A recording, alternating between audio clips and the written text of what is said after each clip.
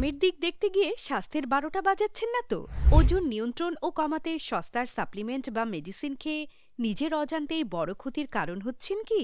তাই ওজন কমাতে একটু বেশি দামে হলেও কিনুন জার্মানির তৈরি ১০০% authentic apple cider vinegar capsule. এটি ফ্যাট বার্ন করতে সাহায্য করে, তাই ১ ঘন্টার শারীরিক পরিশ্রমে যা হবে সেটি পাবেন মাত্র ১০ মিনিটেই।